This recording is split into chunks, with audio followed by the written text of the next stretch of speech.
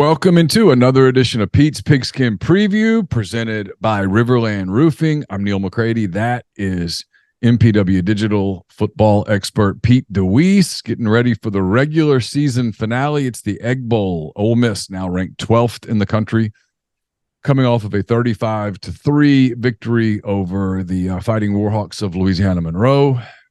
Rebels now 9-2 overall. They'll play the SEC finale, regular season finale at Mississippi State. The Bulldogs 5-6 after a 41-20 win over Southern Mississippi in Starkville last Saturday. They get together on Thursday night, Thanksgiving night, 6:30 Central Time on ESPN. We'll get to that game in a moment. First, let me ask you if you would like some peace of mind knowing that your roof is taken care of. Probably would. Whether you need an inspection, a new roof, or a maintenance program, RiverLand Roofing has you covered. Home or business, as a GAF Master Elite contractor, they can offer warranties that last a lifetime. Licensed and insured, RiverLand services Mississippi and its surrounding states. So you can text or call RiverLand today. Many of you have. 662-644-4297. All of our content is brought to you also by Twisted Tea. I'll tell you a little bit more about Twisted Tea a little bit later in the show. But first, I welcome in Pete DeWeese. Pete, how are you? Doing well. How about yourself? I'm good. We're taping this on a Monday at midday. Pete is hitting the road for his Thanksgiving holiday. Certainly hope you and your family have very safe travels and a wonderful Thanksgiving. And everybody out there, hope that those of you who are listening, who are watching, have a wonderful Thanksgiving, safe travels to you and yours as well. So Ole Miss and Mississippi State, I guess we'll do a quick 10-second wrap up on Louisiana Monroe. I'm so impressed by Lane Kiffin's just candor. I'm more appreciative of it than a lot of people in my field, I think. They weren't losing to ULM. There really wasn't a scenario in which they would lose to ULM. ULM is kind of on quit watch. They're not very good. They've now lost 9 games in a row. Ole Miss was going to beat ULM. Maybe they meant to beat them more than they beat them. Doesn't matter. It's a win. I saw people up in arms at halftime the other day. I was like, you're just not seeing the forest for the trees right now. They just got through playing an emotional, physical game at Georgia, a game that was super hyped for weeks, and it followed a hyped game against Texas A&M, which followed a hyped game against Arkansas, which followed a hyped game against LSU, and you get the point. And then you have a short week ahead with Mississippi State, and now Lane Kiffin, to his everlasting credit, admitted out loud on the record, hey, we did something we've never done before. We started getting ready for the next one before we played that one. Might have led to us being a little flat. I'm like, thank you. Yeah. This is not hard. But people get kind of up in arms about this stuff. That was just a methodical, business-like transaction on Saturday morning. We talked last week about what the schedule looks like and the turnaround. And we talked about how last year, coming home from Arkansas, getting home late, and turning around and trying to play State on Thursday night. And what a blessing it was, essentially, to have ULM and not have somebody else on Saturday. And so, to go through to make the SEC gauntlet and play 2 pretty big ones back to back, and that the game in Athens, arguably the biggest in program history, maybe the biggest in the last 20 years, whatever. It was a big deal nationally, locally, in that locker room, for it to go the way that it went, to come home and to say, okay, we're playing a team. We are better than them, period. This was not Tulane. This was not Georgia Tech. There was not a roster with a bunch of Power 5 guys. There was not a lot to be concerned about. And for him to say, okay, hey, we're going to go ahead. We're going to start work on the next week because we think we can play our base game. Now, that's an 11 a.m. kickoff in it's not the same environment they've had at home the previous 6 games this season. It's shuffling deck of cards on the offensive line. It's trying to get over a woeful defensive performance in Athens. there were so many things at hand. You don't expect them to come out and just lay an egg, and they were poor in the first half, but very much so. They knew they were going to win that ball game. They didn't come out inspired, and the fact that Kiffin essentially owned it and said, "Hey, it's probably on us. Here's the approach." And you don't hear coaches say very often, "Hey, we spent this week not preparing for our opponent, but for the next one because it's an SEC game." Right. And it is the in-state team down the road that most of our fan base really cares about, and all of our fan base really cares about. And so, even just to admit that is, you talk about candor. I mean, you don't hear it very often, but realistically, from a player perspective, it is hard to emotionally invest yourself in that game last week. That doesn't mean you don't show up to play and you don't play with pride, but you're not going to show up with the same engine that you showed up with at 7:00 Athens, Georgia the week before. It's not natural, and yeah, there's the individuals that are just wired differently. And I've coached a couple in my time that it did not matter who we were playing. They were wired differently. I mean, one of them's playing in the NFL right now because his ass was wired differently. And so it didn't matter. We were going against a scout team, and I couldn't get him to take a break. He would get mad, "Coach, I wanted reps." "Son, you're good," But those guys are few and far between at every level. In the NFL, guys don't want to practice all the time. There's a reason that the NFL late in the season really pulls off a physicality. It's the same reason Lane Kiffin does. And so all of that builds up to, and then ULM shows up, and honestly, I think ULM did some things, particularly on the defensive side of the ball, that I actually thought were interesting. I went back and watched it real quickly this morning, and ULM came in, and I honestly think they sat in the staff room, and their goal was to die a slow death. So often you get teams that know they're overmatched, and they come in and they just throw it all at the wall and say, "Let's go be as aggressive as hell and see if we can make good things happen." What ULM actually did for most of the game, especially on first down, where Ole Miss likes to take shots and get into the tempo and play action and do all these things, is ULM stayed back. Their goal, keep it all in front of us. Make them just run the football, pray we can tackle the football. I think ULM probably felt good that Ole Miss wasn't going to try to run Jackson Dart a lot. That was a safe assumption. And so, Ole Miss, had they just lined up and run the football until it got into 3rd and 4, 3rd and 3, and then got into some, bootleg play action type stuff, honestly, I think they would have rolled the way they did in the second half. But in the first half of that game, Ole Miss was trying to play offense. I think they were trying to get the passing game reconnected a little bit. It was off at Georgia. It hasn't been great at times this season, and particularly down the field. You mentioned it off air. If Watkins catches that ball, because it was one of the better deep balls we've seen Jackson Dart throw in several weeks, quite honestly. If he catches that ball, things look different in the first half of that game. And so it's 14-0 there, and then you probably get another one, and it's 21-0, and you come out in the third quarter, it's 35-0. You pull your starters, and it's kind of by plan. And at that point, right, you're up 14-0.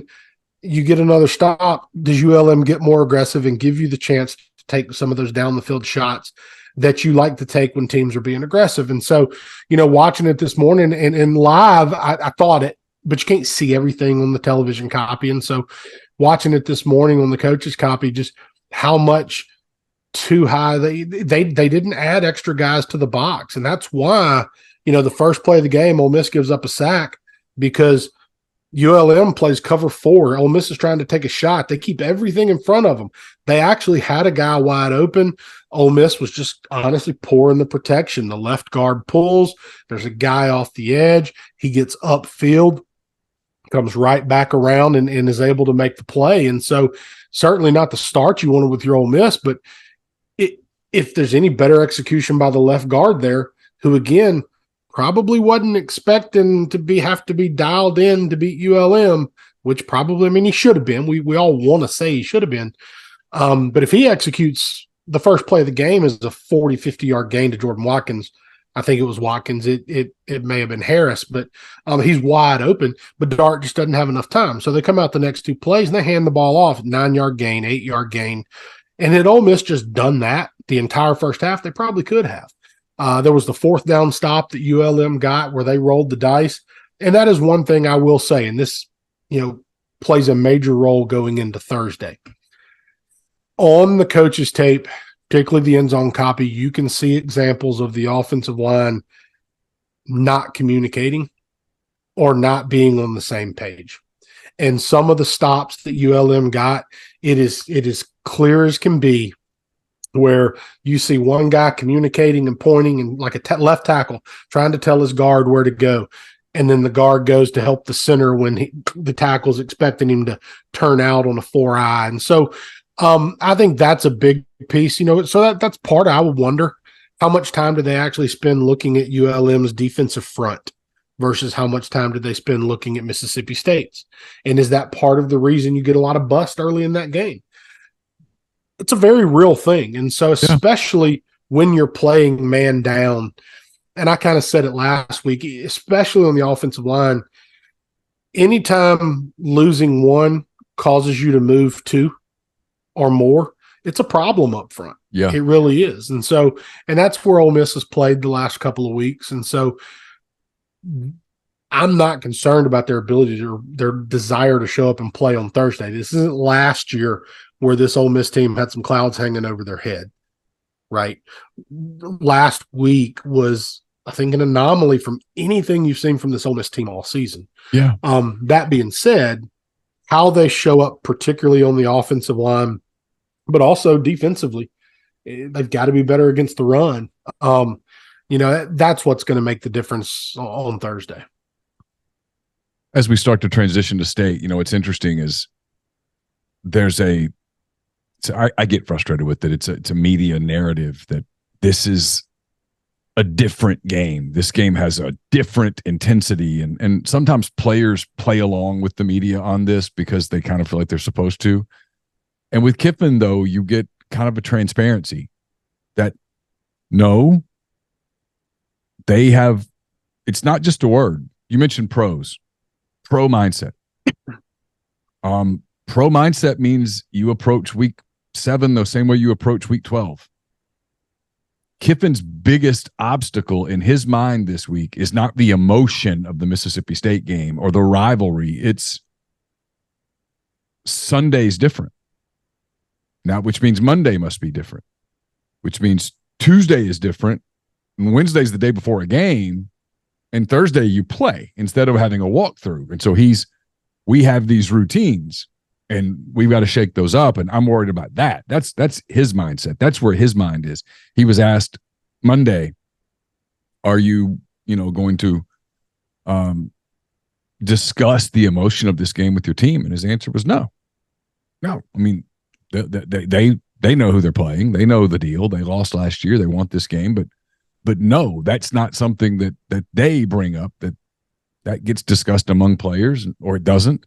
You've got a team that has a lot of transfer portal guys. You got a whole bunch of guys that are brand new that didn't play in the game last year. They were somewhere else last year.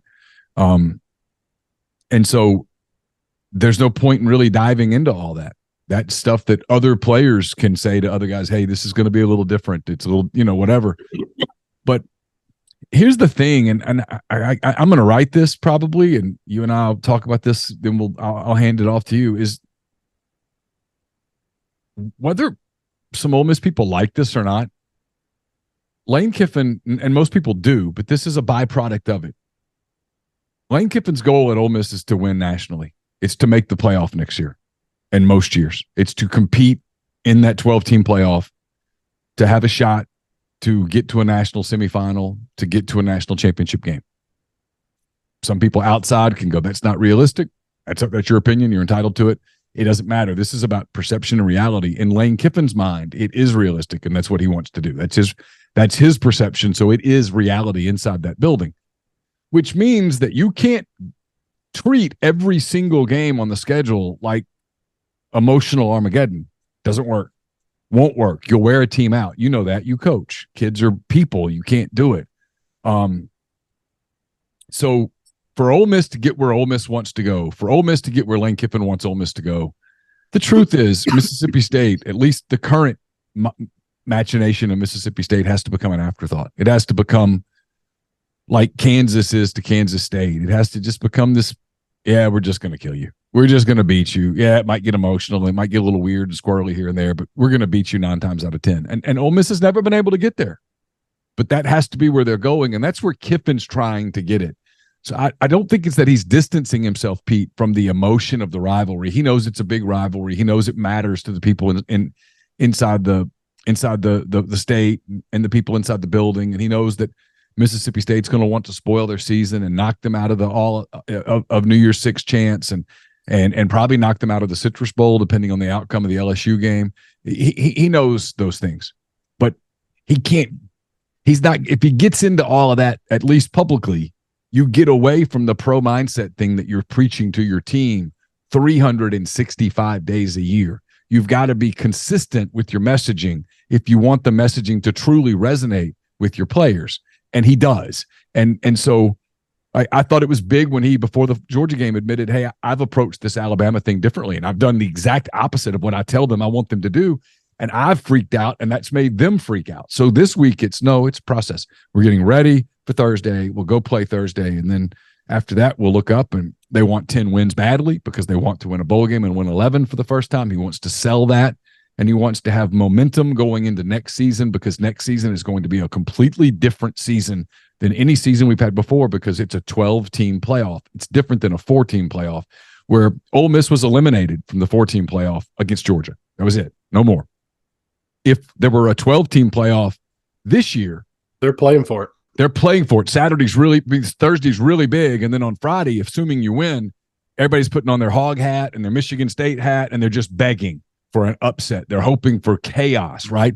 Well, that's going to be a completely different kind of a setup than what this is, which is you're not going to the final. You're not going to the 4-team playoff. That's out. So you're having to generate a different kind of energy for other things. And I think, to Kiffin's credit, I really think he's a very smart guy, and I think he is trying to condition his program to get ready for that, for what's coming a year from now, as I do my Nick Saban thing with my hands.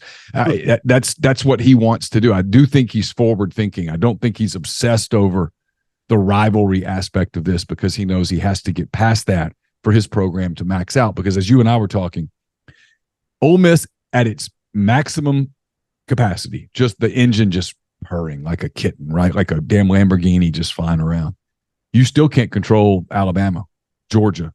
You got to have help there because those are even finer tuned machines with higher horsepower and the ability to just go faster than you. Yeah, there's certain programs that are just anomalies right now. Yeah, right. You can't control them. You can't control what they do, but you can control what you do. And if you maximize where you are, and Ole Miss has done it a little bit, you've seen close to maximizing, you can stay on the track with those teams and hope that they have a blowout, hope that an engine blows a gasket. And you know, you got to have some help because if their car runs max and your car runs max, their car's going to win. But you can put yourself in position to be on the track and win. If you're maximizing, Mississippi State's not even on the track with you. You're just lapping them, and you're no longer thinking about them. Your guy in your ear is telling you about the Alabama car, the Georgia car, the LSU car, probably the Texas car here pretty soon. That's kind of what you're talking about, in my opinion, at least. And I think it's an opinion Lane Kiffin shares, but he can't articulate that because that would put a level of message board and all that stuff on the, I'll get attacked for saying this, but it doesn't make it not true. He is smart enough to understand if you make a big deal out of this publicly and outside of your locker room, it becomes a big deal.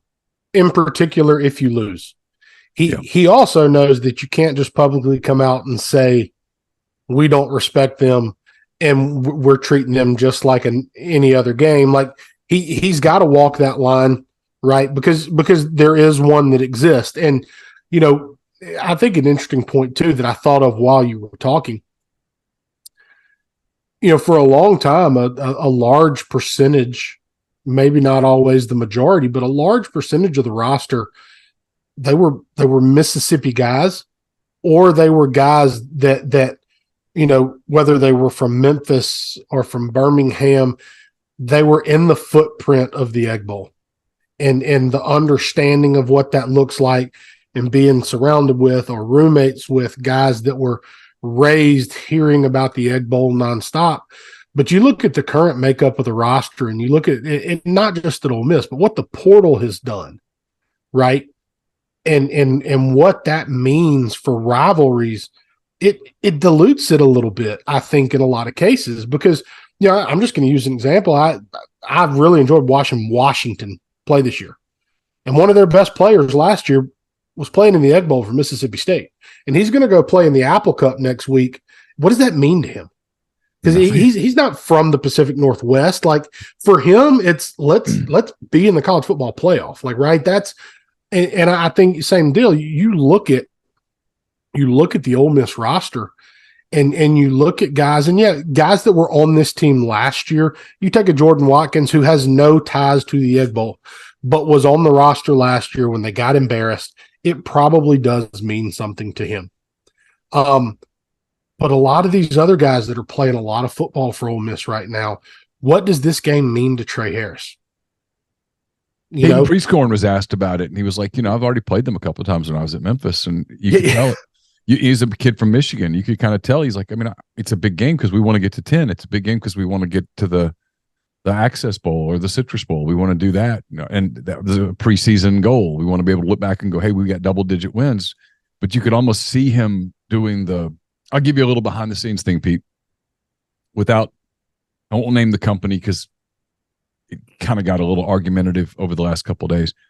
There's a company that wanted to contract with me and MPW Digital to do an interview with Spencer Sanders. And at first I was like, yeah, I'm all in. I'd love to talk to Spencer. Like, I'm really curious. And then it was like, okay, but it's to preview the Egg Bowl. I don't know. Well, how's Spencer going to talk about the Egg Bowl? And what do you mean? I said, well, he's never been in it. Right.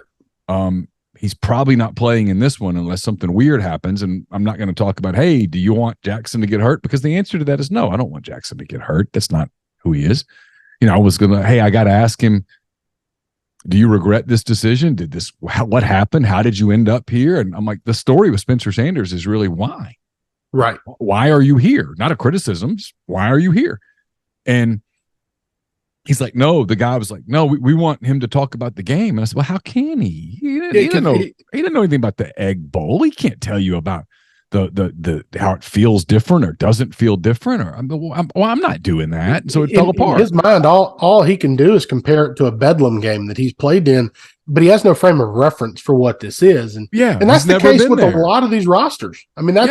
That's the reality. And so the Dylan Johnson comparison's a great one. Dylan Johnson's played in the Egg Bowl, but he's going to the Apple Cup, and someone up there's going to say, how do you think this compares to the Egg Bowl? He's going to be like, I don't know. I have not done it. How do you think this dish compares to this dish? Well, I've had this dish like 5 times, but I've never eaten that. I have no idea. I need to try it first, and then I'll tell you what I think. No, we want you to talk about it now, even though you've not tasted it. Well, how the hell am I going to do that? Right. And it becomes a media thing. And so you get these canned quotes about, oh, yeah, you can tell this game means a whole lot to people and whatever. Is that enough? Yeah, have you enough for your soundbite now? It's kind of like that. It's programs that are heavy in the portal, and Ole Miss is certainly one of them, at least to this point, they're going to have some of that where you have to kind of coach through that. Absolutely. Absolutely. And I'll say this. There are certain rivalries that when you sign with the school, you understand. And I do think that the Egg Bowl is one of the better rivalries in college football. And you can call that bias all you want to. I just, having been on the sidelines for those games, having, raised in a household where, my father and then both of my younger siblings graduated from Mississippi State, and I'm the only smart one in the family that chose the right locate, right? All that. I'm biased towards the Egg Bowl, but I've also, I've seen it so many times where it hasn't mattered on a national stage, but but it has mattered in a lot of ways in perception within the state. And that's the one thing about the Egg Bowl is I think that, the Iron Bowl, it doesn't matter whether you transfer in as a junior or commit to them as a sophomore in high school. If you sign with Alabama or Auburn, the Iron Bowl, because it has been a game of national prominence since Nick Saban arrived in Tuscaloosa. One of those teams has had an opportunity to go play for an SEC title almost every year. Every year except one, I think. Yeah, my wife grew up 20 minutes from Ohio Stadium, and when Michigan and Ohio State play, that game has been a game of conference and national prominence for a long time. And the reality is, Mississippi State Ole Miss has not always been a game of national prominence, and what it is, however, in my opinion, is one of those. It is always the underdog's chance to just knock somebody off their perch a little bit. And in a lot of ways, and the state of Mississippi, I think a lot of times likes the idea of knocking somebody off their perch, because I don't know if the state of Mississippi and the people of the great state of Mississippi always feel that they get the recognition that they deserve for being who they are and what they've accomplished. And that's outside of the realm of football, but it certainly exists within that. And so I think that for that matter, it makes this such a great rivalry. But to that point, there's going to be a lot of people that don't understand it until they get inside of it. And if Lane Kiffin spends all week talking about what a big deal it is and you lose it, what happens? If you spend all week talking about this, they're a nobody to us, and you overplay that card and you lose, what have you done in your locker room? Right there, there's so many things at play, but the short turnaround. There's just I hate the game being played on Thanksgiving. Personally, he does too. I think, and I hate it from a coach's standpoint. I love the fact that it's on national television and everybody's going to be, in their tryptophan coma and watching it. And that's great from a marketing standpoint if you're a program of relevance. Right. And right now, Mississippi State is not. Now, their discussion is going to be about who's the next head football coach. And that's one that may not get answered for a minute. And for Ole Miss, the discussion is going to be, they're going to talk about 2 weeks ago in Athens. That's what they're going to talk about when they talk about Ole Miss on Thursday on television. In particular, if Ole Miss doesn't get off to a good start and can't get control of this game. So I'm curious to see how it goes. All yours. All right. Pardon me, battling a little bit of a cold, but we will power through. So, talking obviously with you, Neil, beforehand and talking about this game, I think so much of it just comes down to the defense for and I realized I made a mistake real here. I'm going to fix it real quickly, but the defense for Mississippi State is far and away the strength of their program, in my opinion. And I think the numbers show that. Obviously, defensively, offensively, Mississippi State rather has had they've had some injuries. They're a better football team with Will Rogers on the field. There's no doubt about that. I think Jaquavius Marks is a good running back. What is tough for them, and what ultimately I think ended up being tough for Zach Arnett is their transition to go from an air raid program into the style of offense that they're trying to play was never going to be a transition that was easy to accomplish in 1 year. Now, in theory, if you manage it properly, the portal gives you a chance. And part of that comes with just the way that your offensive line has to be built and developed. It comes with the tight ends that you're going to play with. They're going to be different than what Mike Leach in the air raid wanted to use. There's nothing about Will Rogers that says he can't be successful in the type of offense that Mississippi State is trying to play right now. There's nothing about their receivers that don't give them a chance. But offensively, it was going to be a tough transition because of all the change in physicality and the style of play. And they've struggled to be consistent with that, especially with Marks and Rogers on the sideline. They've struggled. They've got a couple playmakers on the outside, and they've struggled to be able to consistently get them the ball. Defensively, that's where Zach Arnett's always hung his hat as a defensive coordinator, once highly regarded. You know, he turns over play calling duties, but he's still very involved in that room. And defense is where they want to win ball games. And so we're going to look at some of what they do defensively. I've got some clips from the Alabama game earlier this year, and I tried to focus on formations and schemes that are similar to what Ole Miss does offensively, not all of the necessarily too tight stuff that you see a ton of from Alabama, because that's not really, I think, where you're going to see Ole Miss try to play this ball game. I went back and looked and kind of compared this defense to what they did against Ole Miss last year when Ole Miss didn't have its best game. And I, there's a lot of similarity. It's not like they've suddenly just overhauled the scheme, even though Arnett's not calling plays. The idea to me for Mississippi State is the biggest thing is this. Last year, particularly on the edge at corner, they were a good football team. Their secondary was they were more talented last year. They're not a poor defense by any means. I think they're 46 overall in the country in total defense. I looked it up.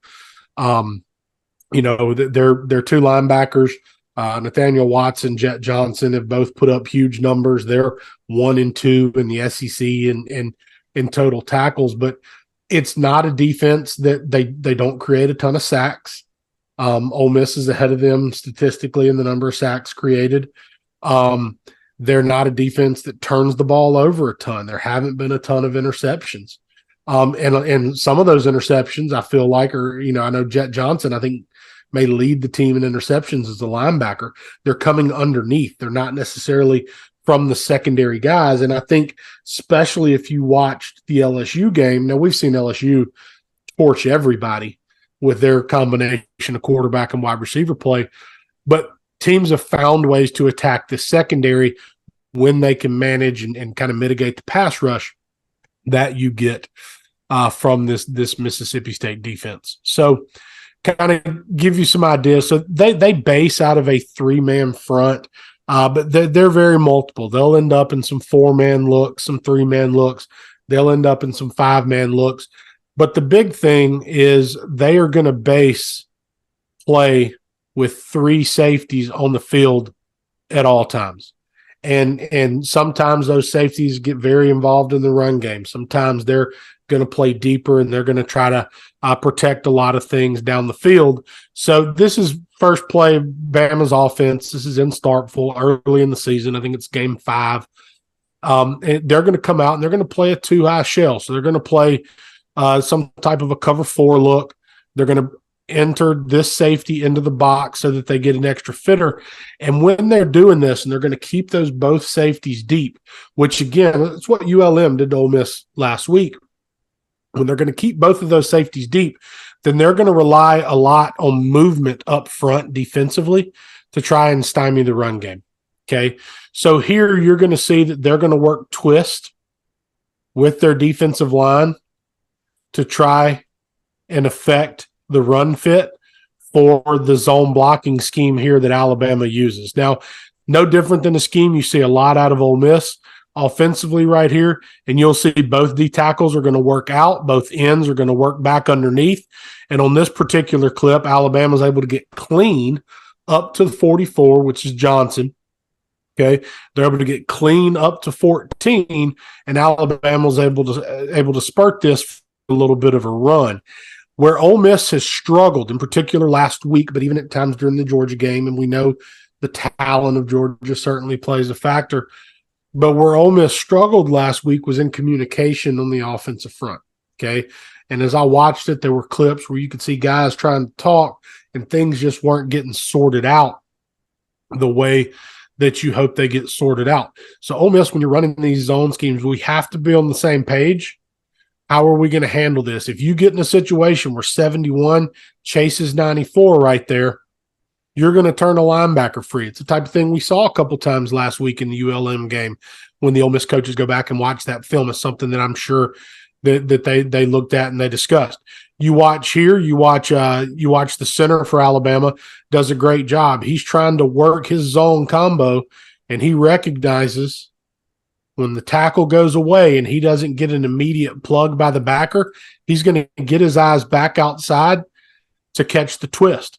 If he is over aggressive, steps to his tackle, and then chases upfield, the twist is going to come right back underneath and make the play, but he's able to sort it out right there. And so Alabama does a great job right there in this duo concept of getting everybody on their track, getting hats on hats, and not turning anybody loose. But if you don't handle that movement, if you can't communicate all of that movement, then Mississippi State is certainly going to try to hurt you there. Okay, coming back, this is another 1st and 10. This is just a few plays later in the drive. Okay, it's another concept you see a ton from Ole Miss, which is going to be a split zone. So they're going to zone the whole offensive line to the right, and then they're going to take the tight end back across to the other side where he's going to try to build the wall in the backside C gap. Okay, heavy scheme for Ole Miss. Again, you'll notice 3 high safeties for Mississippi State. The third one has rolled down over the slot. They're showing this cover 2 shell, but what they're going to do is rotate late into cover 3. They're going to rotate the boundary safety down. They're going to get out with that corner. There is RPO opportunity for Ole Miss, but because of all the rotation at safety, Dart's going to have to do a great job with his eyes, understanding where to attack. To the outside, you see here at the top of the screen, if that receiver were to be running any type of a hitch route or an out route, okay, there's a lot of grass there for an easy throw and catch. What Ole Miss likes to do in this scenario is bring him across in this glance route or this bang 8, where he's typically going to push vertical for 5 steps, try to cross face, and Dart's going to read this boundary safety. If that safety rotates down, they have a lot of faith in pulling to throw that ball behind him. Last week, Ole Miss got lucky. ULM dropped an interception. Dart tried to throw the same route to Dayton Wade on the first quarter, and Wade slipped on the play, and it just bounced right off ULM's chest. So Dart's going to have to do a good job of recognizing, is there rotation coming from the safety, or are they going to play force with the corner? They like to rotate with the safety in part because it adds a fitter to an interior gap now. Now, the other things you're going to see here is just another example of movement from this Mississippi State defense, okay? So they will move bodies around. So here, 94, big defensive lineman, they will stand him up and move him around a decent bit. He's not always in a 3-point stance. So they're going to get into essentially, they're showing 2 down linemen and essentially 3 stand-up backers in the box. By the time this ball snapped, they're essentially in a 4-man front. And they're going to work a twist. So they're going to bring 26 now is going to work inside. They're going to loop 22 all the way around to the weak side edge. Okay. Again, Alabama does a decent job. They almost miss. And this really could have been a bigger play. But the late movement by Mississippi State right there for 26 to get inside and get that kind of running start into B gap. If this tackle handles 26 by himself, the tight end coming around kicks out 22, and the back's got a bigger gain. Because of the timing of 26, he beats the tackle with penetration. The tight end has to pick him up, and 22 is able to fall back in and affect the play more so than he would have otherwise. Now, the other piece of that is if you can wall off or wash 26 and not allow penetration, it is going to be easier for the back to stay vertical, which is going to make it easier for the lineman to get up to 14. Here, the back has to cut back early. The offensive lineman, the guard, 52, he's expecting this ball to hit here. So he's playing for 14 at an angle to stay square, expecting the ball to be there. But when the ball cuts back so early, Watson's able to play over the top of it and, again, be effective and be a part of the tackle. Still, it's a solid game for Alabama. They sorted it out well. As maligned as that front was early in the season, they've really come on late in the season for Alabama. And really since the Ole Miss game, they've started to play much, much better up front. Here's another look at a 1st and 10 run just later, now getting into the second quarter of this ball game. Okay. So this is just an RPO, kind of like we talked about a second ago. You got to do a really good job if you're Jackson Dart of recognizing where's the rotation coming from. Typically, when he sees this look and he sees the 3 safeties, what he's going to expect is for this field safety or this boundary safety to come rolling down into the box, in particular behind a linebacker that is going to be blitzing. Okay. Here, he's going to misread this. This is 100% a handoff read for him at quarterback, but Milroe's expecting the rotation, pulls it to throw right now. He is thinking, if I were betting money, I would bet that pre-snap, he's expecting pressure here, rotation with a bail corner, and he's thinking, I'm going to throw my stop route to the boundary. Well, here they don't rotate. They stay cover 2 to this side. So the corner is going to squat. He has no reason to play with depth right here. He's got 1 receiver to his side with safety help over the top. So the corner is going to squat. Milroe goes to pull the ball to throw it. His receiver's not expecting the throw because his receiver's blocking. So nothing there. He's going to get out, try to make something happen, and he's able to, he does a good job of trying to get out and gain 5 yards with his feet. But they play enough games in that secondary. They'll show you enough different looks. You've got to be great in the RPO game of understanding when to throw that ball, when to hand that ball off. And if you go to the end zone copy of this one, you can see the snap is off a little bit, but you've got 6 guys against a 5-man box right there.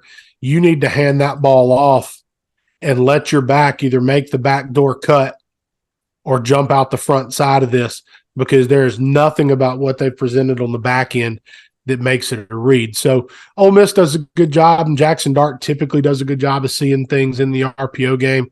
They will have to be dialed in there on Thursday night, because I'm sure that that's one thing. If you're Mississippi State right now, in some ways, those assistant coaches, and in particular those coordinators, they're auditioning for a job, be it in Starkville or somewhere else next season, and most likely somewhere else.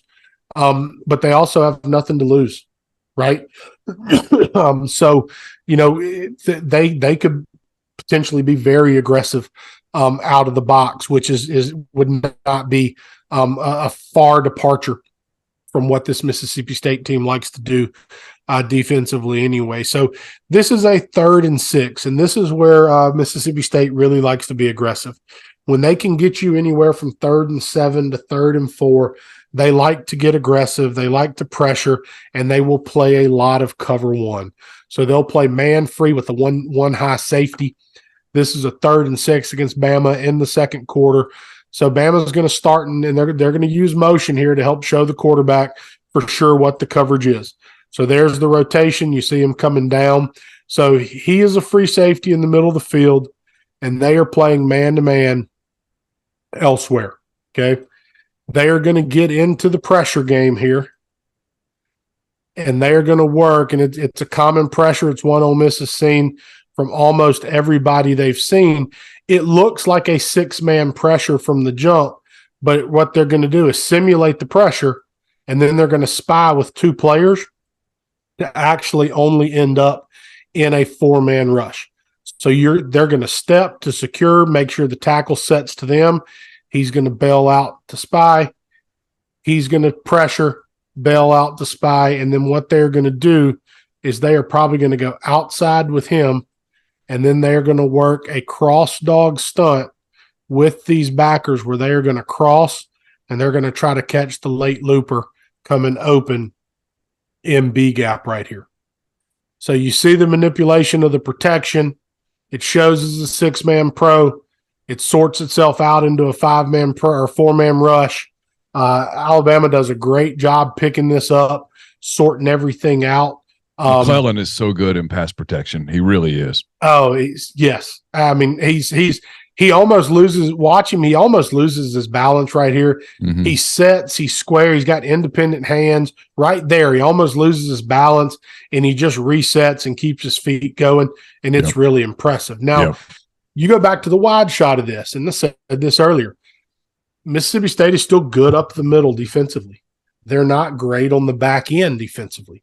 They're not playing a lot of press, especially with these safeties. And so when Alabama got them into these situations, got the man-to-man, they found ways to attack the safeties. And that's what most teams have done to find success on the secondary. You go back to the LSU game, and it was absolute Malik Neighbors torching their safeties from the slot, not on the outside, in the passing game. So I think whether you see Ole Miss with a lot of Watkins, which has been the case all season long, whether you see him move Trey Harris inside some, I think you will see a lot of Ole Miss trying to attack these safeties on Thursday. Okay. Now, this is another 1st and 10. All right. And again, getting into a bunch set to run the same duo concept I showed you on the very first play. Again, it's one that Ole Miss goes to. This was second play of the game for Ole Miss. It was third play of the game for Ole Miss, and several times last week against ULM. But they're just trying to build out these combos. Okay. Here you will see if you can control the interior and get movement. Like here, Alabama's able to get movement on the nose. They handle the nose well. And when you're able to get movement on the nose and you can control that nose, and when here, pre-scoring is going to play a big role in this game, because you see what 81, the tight end for Alabama, doesn't do a great job digging out this defensive end. But if he can dig out this defensive end, it now makes it harder for Johnson to fit the football. And he's really good. I mean, he is a good linebacker, good box player, has a real good understanding of leverage and fit. He understands the ball should cut back there. He backdoors it, but they lose the front side fit. So the ball's able to spit on a 1st and 10 for a solid gain. And part of the reason they lose the backside fit is they do a great job at left guard here, handling 14. And if I were a betting man, I would say that 14 was either supposed to end up in A gap with a safety in B gap, or, excuse me, he's in B gap and the safety's supposed to fold into A. Neither one of them get there, so the ball's able to spit but it comes back to the ability to handle the front with your down lineman and with your tight end. All right, moving on, just a little bit farther down the road. So now this is another this is a 2nd and 6. All right, so now, okay, playing more of a zone match principle, not a true straight up man-to-man across the board right here. All right, they are going to go with that cross dog blitz. They're going to bring their pressure here, okay, and what they're doing here now is he's man-to-man. He's man-to-man expecting help underneath. Man-to-man here, man-to-man here. These two safeties, because of the split of these two receivers, these two safeties are probably playing, excuse me, some version of combo. If this guy were to go to the flat, he would take him and he would now find this receiver. Okay, they're both playing with outside leverage, though, because they know their help is here, and they're probably going to get somebody popping out underneath here. So Alabama, again, back to the 3-by-1. They go back to the crossing routes right here. Again, there they are attacking the safety. When you catch them in the cover 1, all right, let me go back to my wide angle there. When you catch them playing this coverage, if you can handle the pressure, and this stunt, the blitz they show here is the number 1 blitz I see on film, because they know they play with this leverage to have inside help. If you can flush the inside safety, there is space to work this ball over the middle. And that's exactly what Milroe's able to do here. They take number 3 right down the chute. He buries both of these safeties. The number 2 receiver in the slot does a good job. He sets his guy up, shows the outside move, crosses face, creates a ton of separation. It makes for an easy throw. You watch it from the end zone. Again, presents as a 6-man rush. There they go, 30, the two ends, 36 and 37, I believe, maybe 33. They both pop out. They show the pressure. They're trying to set it up for the blitz between the two inside linebackers. Alabama does a great job. The tailback in particular does a great job sorting it out, and that is one of the strengths, I think. Judkins probably doesn't get enough recognition for how good he is in pass protection, but does a great job of the pickup right there, makes it an easy throw and catch. So, I think State has not been as aggressive as I remember them being at times in the past. And I think part of it is they don't want to put their secondary on an island too often, much like Ole Miss does not want to do right now with the current makeup of their roster. This is one that I think you'll see potentially a good bit out of this defense against Ole Miss because of Ole Miss and how much they want to run the football. So from a coverage standpoint here, again, it's going to be 2 high safety. They're basically playing cover 4 to the field. They're playing cover 2 to the boundary here because of the reduced split. But really what I want to show you is from this end zone copy. It's still the same front structure. Okay, they don't have any additional defensive lineman bodies on the field, but they're going to basically, by the time this ball is snapped, end up in a 5-man front, and what's come to be known as the bear front. Okay, so they have 2 B gap defenders. In this case, they're standing up. A lot of times they'd be traditionally with their hand in the ground. They have C gap defenders. In this case, again, standing up off the edge, and then they have the nose. The nose is either going to play a center kill technique or a 2-gap technique, or he's going to slant one direction or the other, and the Mike is going to play opposite of that slant. So here you can see they're playing the center kill, so he's playing 2-gap. He's going to play right into the center, and he's going to try to play on the back side of the center's block. So as he feels the center step and turn to go back to the defense, the nose tackle's left, he's going to stay in the front side A-gap. That's going to keep it clean for 44 to now scrape over the top. When you're an offense that doesn't play with 2 tight ends or a tight end or a fullback, this front can give you problems because you are 1 man short.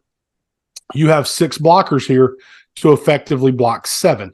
If you're not reading somebody as an offense, you are actually outnumbered. So what you want to happen here, if you're Alabama, is you would like this puller to actually come back for 44 because you can't get to him. There's no double team to get to him because of the front. So you would prefer 45 probably block the Mike 44, and now the running back is on his own on number 7 right here. And if you're Ole Miss, the way that you try to control that is I go back to the wide copy and show you how the whole thing plays out. So they start this snap pre-snap, and it comes back to having great eyes at quarterback. They want you to think that he's the down player and he's the deep player. What they're actually going to do is they're going to rotate these two, and he's going to spin down to become the extra fitter as the curl player, and he's now going to back up to be the deep safety. Okay. If you see it coming, any type of an outside RPO has a chance to play. Okay. Here, Milroe doesn't like it pre-snap. Okay. Alabama's just got it called to go block everybody here anyway. But what they've done is pre-snap before they rotate, the slot receiver for Alabama likes his angle to go block the safety. Once the rotation happens, he has no angle. So you have to be able, if you're Ole Miss, to do one of 2 things. Either have an RPO plan so that as this happens, you can still get the ball out here in space where he's going to be out leveraged, or you have to have a plan to motion and account for him. Okay. Here they don't account for him. The puller ends up pulling for him, and now 44 ends up free in the hole to make the stop at the line of scrimmage. So as you see this Mississippi State defense start to get 2 backers up into B gap at the line of scrimmage, they're getting into this bear front to stop the run. I think this is an early down Ole Miss also has a tendency, I think, to run the ball a ton on second and long, because they go for it so much on fourth down. So they're willing to run it on second and long. I think you'll see this a lot out of the state defense on second and long. And, again, if you don't have a plan for it, it can stymie you and keep you behind the sticks. Kind of last one I want to show you here. This is it is a second and long from the Alabama offense here. Okay. And I'm showing this to you because this is a scheme in the passing game that Ole Miss uses several times throughout the course of a game. Okay. And that is where they are going to clear out one half of the field, typically with post routes by the outside receivers. And they're going to bring the backside guy across and try to hit the window that has now been vacated by your two clear out routes. Ole Miss does it. Everybody in the country does it. Ole Miss does it probably as much as anybody. And you can see here, their window is there. What you have to do a good job of, and this is where I think State does a really good job on this particular play, and also where Alabama probably should do a better job, is as this plays out, Mississippi State does not bite on the run fake. Here you see Alabama's, they're pulling the guard. They're trying to show you that it's run, and you can see Jet Johnson has already got a read. He is not concerned with run game right there. Okay. 14, not overly concerned with run game right there. They are confident in their read, so they're going and they're building this depth right here. They know to look for crossers. They know how much this Ole Miss offense likes to use them. The next thing they do well here is these two guys they're doing what we call playing on a string. Nobody's going, they're not they're not going to take the bait. They're not going to attack the underneath guy right now. They're working laterally in sync to expand with him without giving up this intermediate grass behind them. What you'd like if you're Alabama is for this player to work into this void here, and instead he works flat and he allows the safety to get back underneath and almost make the play. That's a hell of an adjustment by the receiver to go up and make the catch, but it doesn't have to be that hard. What Ole Miss will have to do is do a great job. If State can be this disciplined in their reads, if they can see things that clearly, have that much of an understanding of what's going on in these underneath defenders, because again, this is where I see the interceptions coming from in this defense more often than not. It's the underneath guys, not the guys that are back down the field playing deep coverage necessarily. But understand those adjustments, be willing to take the check down when it's there. And there's certainly opportunity. Teams have scored on this defense all season long. There's no reason to think that if Ole Miss can't control the line of scrimmage that they can't do the same. So, but it should be an interesting game. If Ole Miss is healthy, they're the better roster, plain and simple, for the makeup of what they want to do. You say you can throw rivalry games out the window, and to some degree you certainly can, but I'm sure Mississippi State will show up motivated. I'm sure Ole Miss will too. And it's just going to boil down to line of scrimmage on both sides of the ball. Yep, I think so too. I've seen State play in person this year. Defensively, they're physical up front. You're right. They're not. There's no Forbes on this team. There's no lockdown corner. I mean, he was great.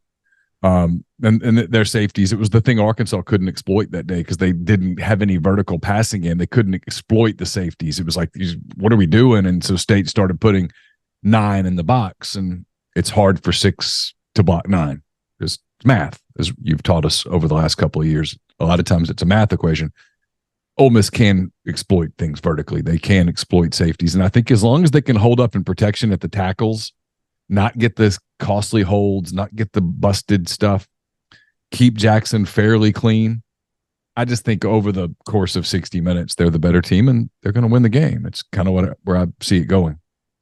I agree. And I think anytime you're in a rivalry game and a game that is going to have some emotion from both sides, I mean, after all the talk, let's not kid ourselves and say there won't be emotion on the Ole Miss side. Oh, of course. There's certainly things that they want to achieve, but there's certainly going to be a lot of emotion in the other locker room. And, the social media clips going viral of Greg Knox driving the 4-wheeler in the locker room and the kids going nuts. And, I'm sure he'll have something else to motivate that team. If Ole Miss can weather, if the storm shows up early in that game and Ole Miss can weather it, right, there's no reason to believe that they won't take over in that ball game, assuming that Ole Miss is healthy and like you said, can keep Jackson Dart clean. I think curious to see about weather. I know right now there's a chance of it being cold and rainy, and seeing who that really plays into. Ole Miss or Mississippi State is going to try to put 1 and 2 tight ends on the field and run a ton of stretch. And Ole Miss is going to have to do a much better job defensively fitting the run than they have the past couple of weeks. And get Mississippi State off the field, because that's the other big thing is Ole Miss is, State is going to want to eat clock offensively and keep Ole Miss off the football field. And early in the game, if Ole Miss has trouble, whether it be score from far or just sustaining drives, if they have trouble kind of getting things clicking earlier, they may not get a ton of chances early in that game if Mississippi State's having success running the football, because that is the style of ball that they want to play right now, is to slow you down and kind of take their spots. We've been brought to you, as I mentioned earlier, by Twisted Tea. It's unlike any hard beverage you've had before. It's made with real brewed tea, packs a flavorful punch, 5% alcohol, no carbonation, delivering the perfect balance of taste and refreshment that goes down smooth for every occasion. There's no need to settle for the usual. Twisted Tea turns up any occasion, especially when you're cheering for your favorite team. It perfectly complements your love for college football, your passion for creating unforgettable moments. So let's toast unforgettable game day experiences with Twisted Tea, the drink that fuels fun and celebrates your love for college football. Keep it twisted. And while we're toasting, here's a toast to you, Pete, and also to the people at RiverLand for making this show possible. It's something that everybody loves. Everybody loves this show. They're always asking, hey, when's the thing going out? What time Thursday is it going to air? This week it's going to come out on a Tuesday because they're playing on Thursday, but usually it's on Thursday. And the behind the scenes part of this that you guys don't see is Pete puts a lot of work into getting ready for this show. Each and every week we have to battle some copyright stuff because people are weird about film and things of that nature. We got flagged once because we had some scoreboard pictures, which was bizarre, but it is what it is. It's the stuff that we battle, and Pete's pretty unflappable. He just kind of keeps rolling. And I do want to take we'll have one more show. Obviously, Ole Miss is going to play in a bowl game. Maybe it's be an Access Bowl. Maybe it's the Citrus Bowl. We'll find out. But we'll have one more show. We'll do this again. But again, our thanks to the people at RiverLand Roofing. They jumped out and sponsored this back in the summer before you knew what kind of a season Ole Miss would or wouldn't have. And I think they've been more than pleased with their investment. So don't forget, if you are in Mississippi or in a surrounding state, that's Alabama, Louisiana, Arkansas, Tennessee, you're in one of those states and you've got some roofing needs, get in touch with the people at RiverLand, 662-644-4297. Pete, any final thoughts before we start getting ready for turkey? Listen, I love doing this. It's fun to me to be able to study a team that I follow and cheer for, and also be able to just study other coaches and what they do. It's a lot of the reason that I coach football is I enjoy working with young people and trying to mold them into men, but I love the game, and so all the intricacies of it. And for you and RiverLand Roofing and all the people that make this possible, and for the people that watch it, it is hard for me to sit in the stands at a game sometimes and listen to people. And every coach says that, right? And it's not that people are dumb. It's just we all don't know what we don't know, and that's the reality. And so to have this kind of opportunity to hopefully share some of the game, because I think it's a great game, with people, and to have people that have reached out, I know, to you, and people, the feedback that I get, is always a big thing. And so, again, for you and MPW Digital and for RiverLand and their willingness to step forward and make this possible, always enjoy it. Hoping for a great game on Thursday, obviously hoping for a victory. I can kind of rub it into my siblings a little bit. But looking forward to what the bowl game looks like. We're in the middle of silly season. Hopefully it doesn't get too silly in Oxford. And looking forward to what the future looks like for this program. I think you have seen a lot of growth from last year to this season in the course of this program, in what they've done. I think it's going to be more and more difficult to predict year in and year out what teams are because of the portal. And that's something you and I have talked about all season long. Yep. But I think that the blueprint that's in place in Oxford is one that a lot of Ole Miss fans should be excited about. So agree completely. Safe travels to you, to your family. Hope you have a safe trip and a wonderful holiday time with your family, and safe trip back to Georgia afterwards. And we'll touch base after this. We'll find out whether it's New Year's Day or sometime late December, whatever the case may be. We'll have another edition. We'll get you ready for Ole Miss's bowl game in a month or so. So for Pete Deweese, I'm Neil McCready. That does it for this edition of Pete's Pigskin Preview, presented by RiverLand Roofing. Happy Thanksgiving, everyone. Enjoy the Egg Bowl, and we will talk to you on the other side. Take care.